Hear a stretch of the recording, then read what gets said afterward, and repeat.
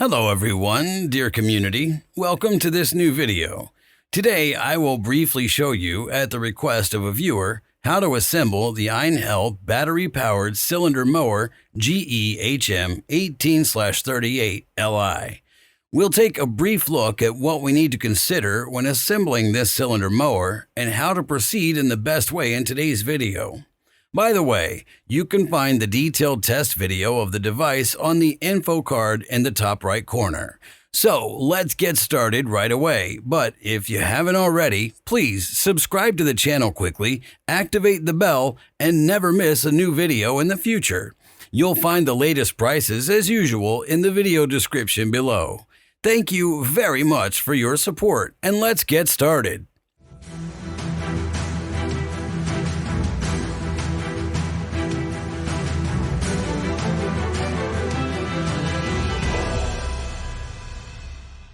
The scope of delivery of the Einhell battery-powered cylinder mower GE-HM 18/38 is quite manageable.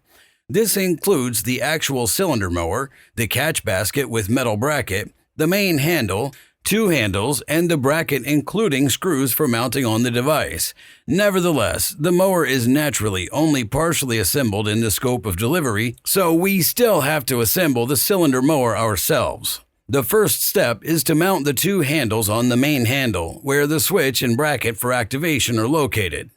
These have two recesses on one side and one recess on the other. The side with two recesses must be mounted on the handle with the recesses facing upwards. These are square recesses, so the included M6 screws can be easily inserted from the outside through the recess.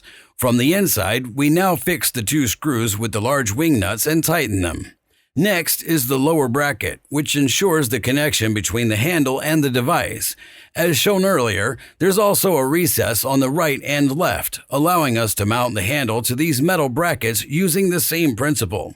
After this has been done, it's time to attach the fully assembled handle to the device. As can be seen, there are two small narrow recesses on the back of the plastic housing, located relatively low down. Tilt the cylinder mower forward as much as possible, fix it, and insert the two ends of the bracket into the recesses of the mower. Make sure that the switch for activating the device faces upwards later on.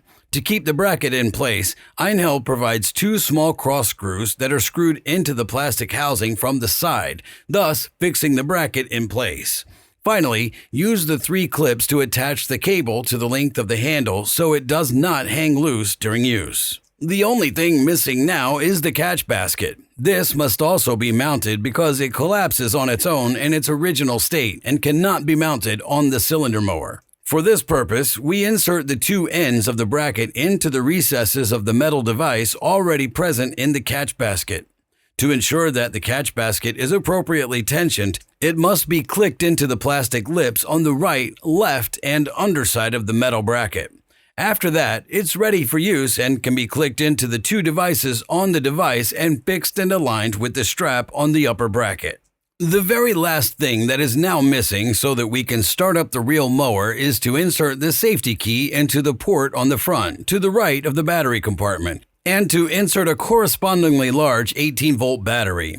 And that's it. The real mower is now ready to use and ensure a perfect lawn surface.